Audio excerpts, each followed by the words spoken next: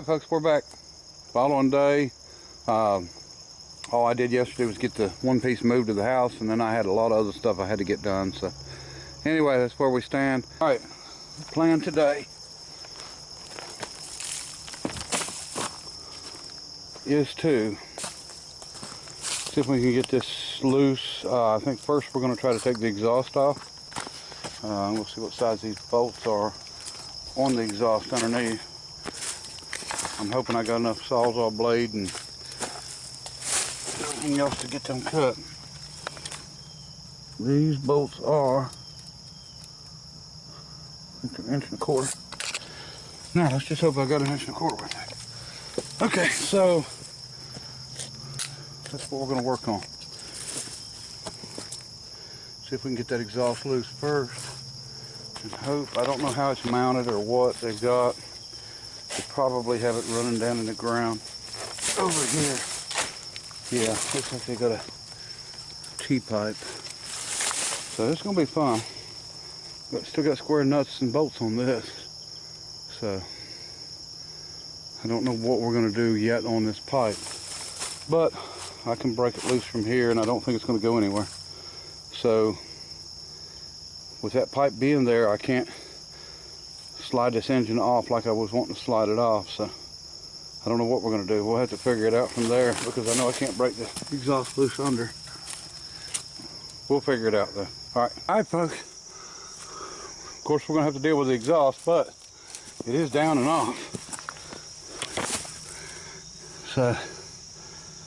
So far so good. Now I've got a chain pipe wrench that would go around that big one, that with maybe an 8-foot bar, we may be able to break that pipe loose from the elbow below it.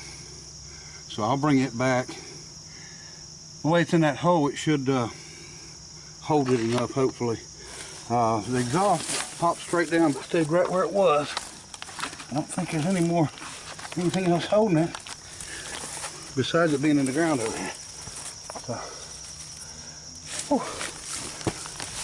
alright, let me get the jack and some blocking material and start seeing if we can break this loose from here. Now, the space plate. Let me get a measurement on it. 2 inch. That's 2 inch solid. 1.5 inch, 4x8 sheet, I think is about 2,000 pounds. So 2 inch, let's guess and say, well, it's not far from a full sheet. So that's probably going to be, let's just, say that 3,000 pounds.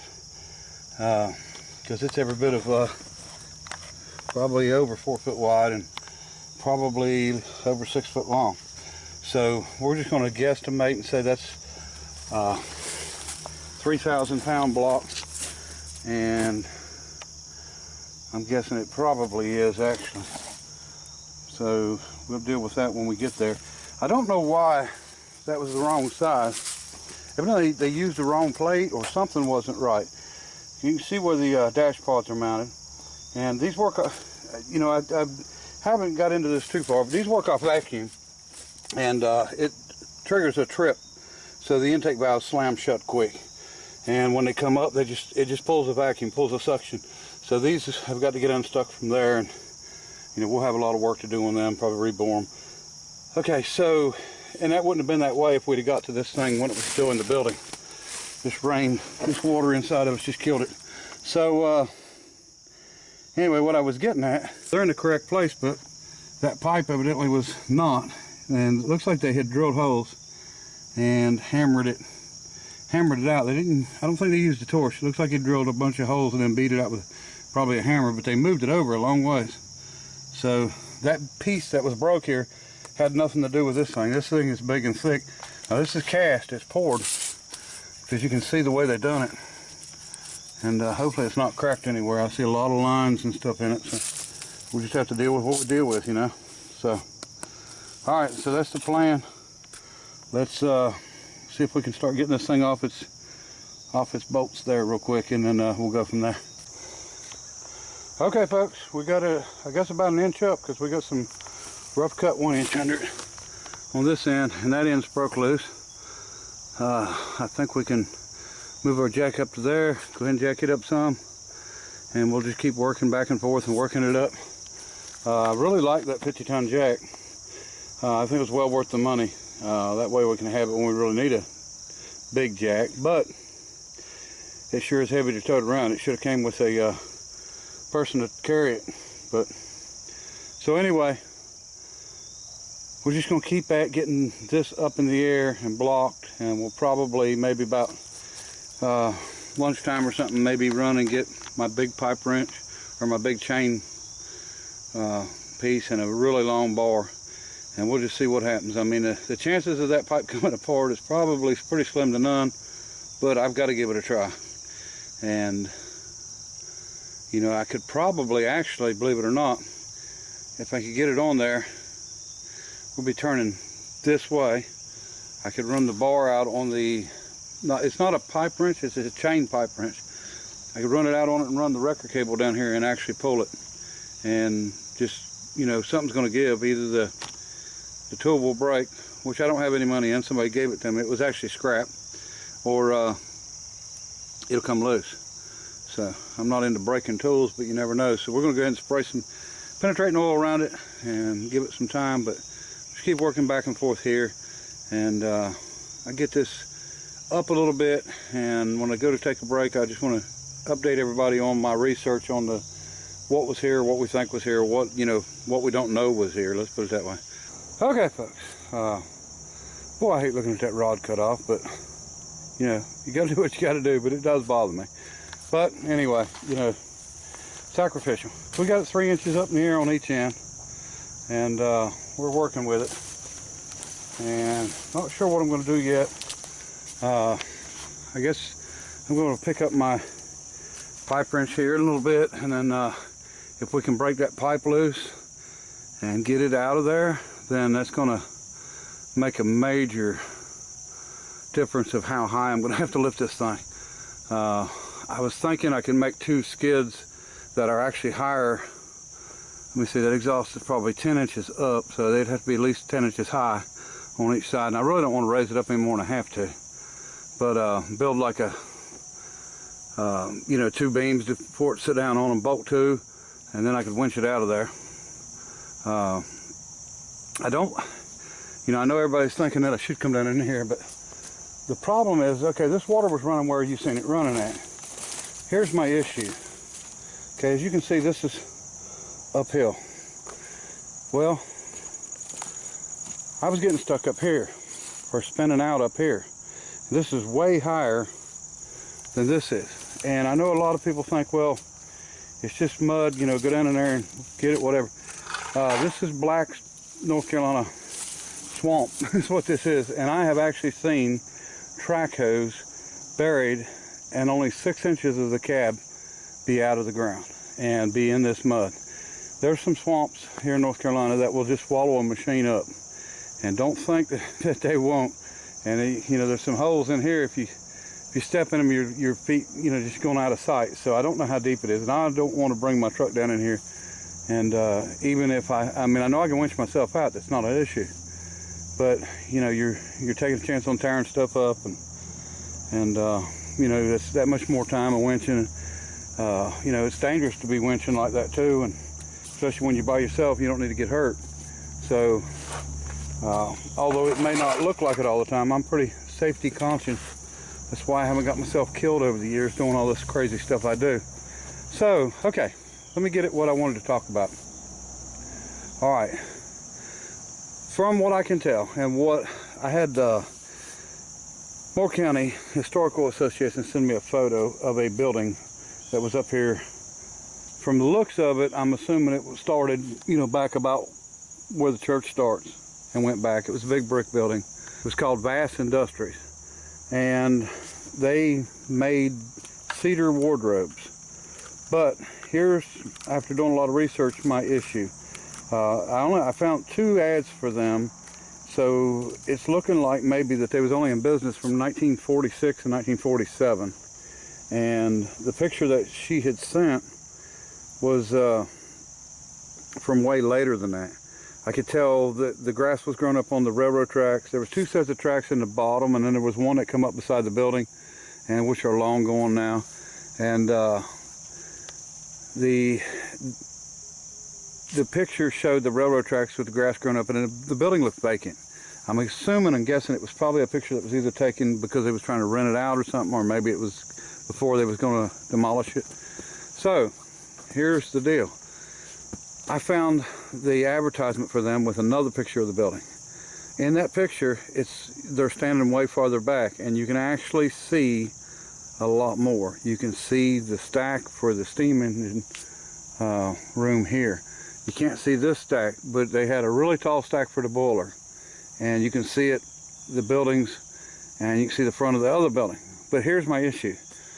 After doing some research, that building was built in the 1920s as a tobacco warehouse. Okay, a guy came back from the war in 1946 and started the wardrobe company, Cedar Wardrobes. It was a non-profit. Everything went to the, help the employees, I guess is what they were saying. So what I came up with and what I was explaining to the person at the Historical Society is the fact that if this building was built in the 20s, I don't think it was too far away, for one thing, for it to have been run, anything in that building ran with the steam engine. So it goes right back to my other story that I was told years ago by an elderly gentleman that's passed away, a long time ago, that this was a sash factory, dorm window sash or window sashes, and it became a candle factory and then burnt down.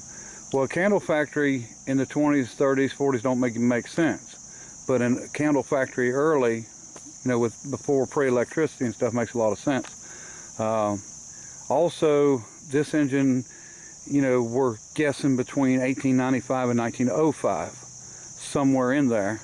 And if that's the case, then this would predate when that building was built for sure, and I don't think they would have brought it in used like that. I don't think they would have. It was probably set up here new. So that's where we're at now. We're trying to figure out, was there, in the picture it looks like there's possibly another building to the left of the Bass Industries, and there's smaller buildings that all this stuff was in. It looked like there might have been one for this engine, and then there might have been one for the boiler room separate. So I think personally that there was a factory that had burnt down and then they rebuilt that, but that's just my personal opinion. I don't know for a fact, but we're still researching it. But that's where we're at with it. We don't have a real name of anything, but we'll figure it out, or figure out what we can anyway. I'm just trying to keep the history with the engine. So I'm going to continue to jack this up until we get it up high enough that I feel comfortable that we can work with it, and we're gonna move on from there. All right, I hear the trainer coming. Johnny Cash. Yeah, I hear it. I want to see how close it is. They blowed the horn a couple times. I can hear the engine good. It's just gonna be right through this woods right here, so it's not gonna be far away.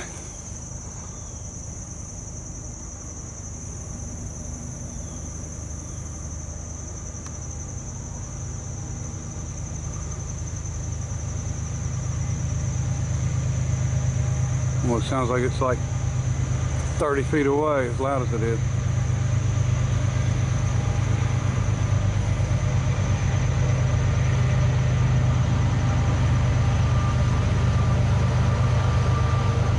So close. You can't even see it because it's, this brush is so bad, but it's just right on the other side of that brush. I mean, neat. I read a story last night about a train that had left Baltimore, and I'm guessing it was the Baldwin factory. Maybe that's where it was, or Pennsylvania, or anyway. It had left and it made it down here, and I guess it had broke 2 bolts or something, and it had to get parked on the track beside the tobacco warehouse, which would have been this building. And I guess it sat here for a while, and then it left here and went to Florida, and then it got shipped to Cuba, and it had trouble on the way over there with the ship, and it they were really bad seas, but they made it there.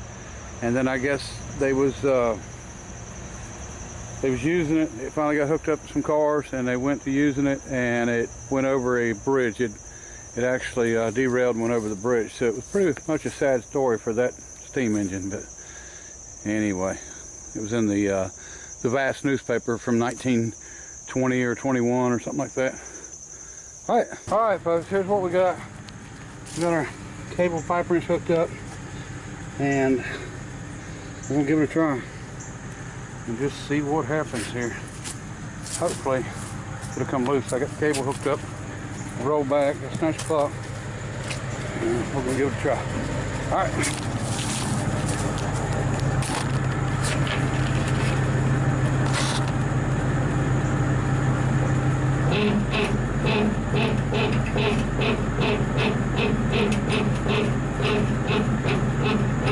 What you doing, Charlie?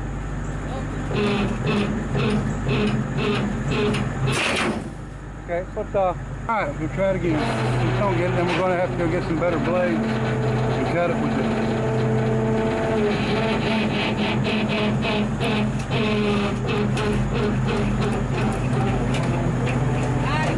Huh? Got it? Alright, it slipped off the end, but it did turn? It did turn. I'll be damned. Alright, let's regroup it again. Alright, here's our contraption. Charlie said it turned. Yep, ready to go. Charlie's over here helping a little bit. He said it turns, so we're going to see what it does.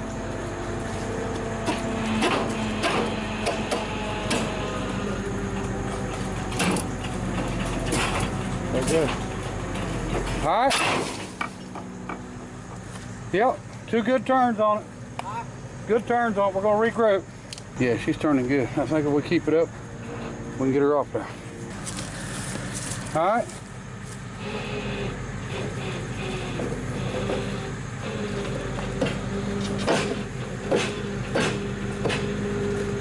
All right.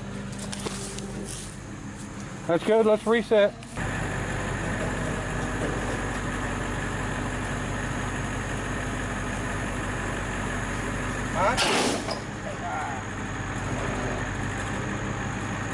Got that throwing point, Joe. Yeah.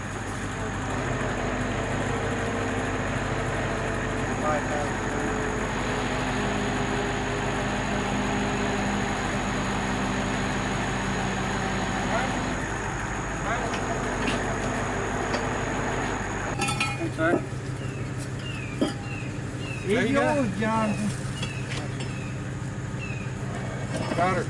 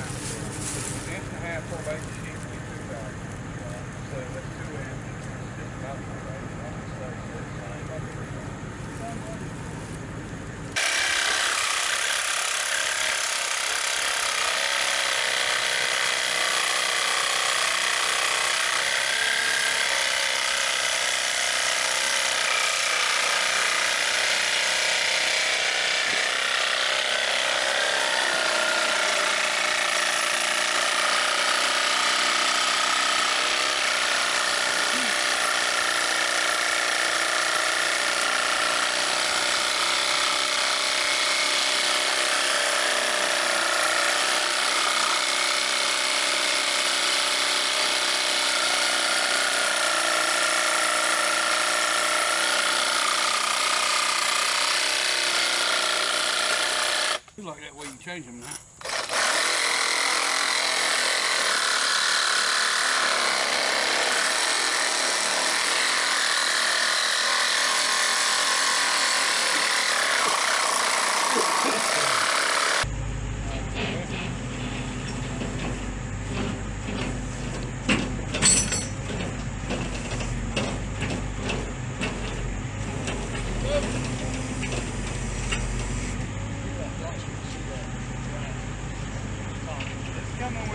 Hey, can you put a couple on this side and the back one?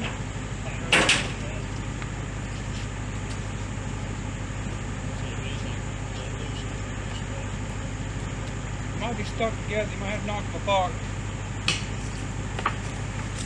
Got them? There you go. That way when it comes off, it'll land on. Right. Get it down there. Probably start hitting studs. Alright, go with Yeah.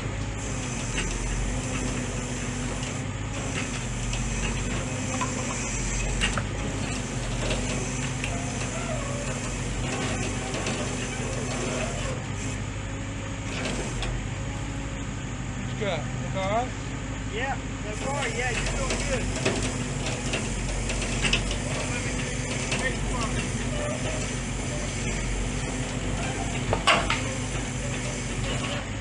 That's not off one.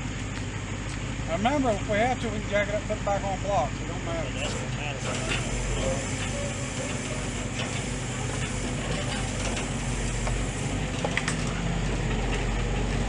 You're doing good. Tell me when I need to steer it this way. You can bring it this way.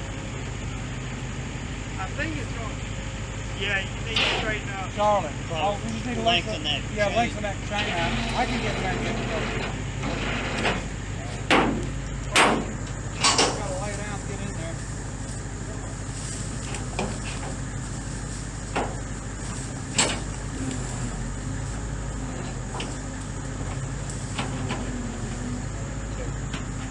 Oh, there you go. Just re-loop it. Unhook it from there, Charlie.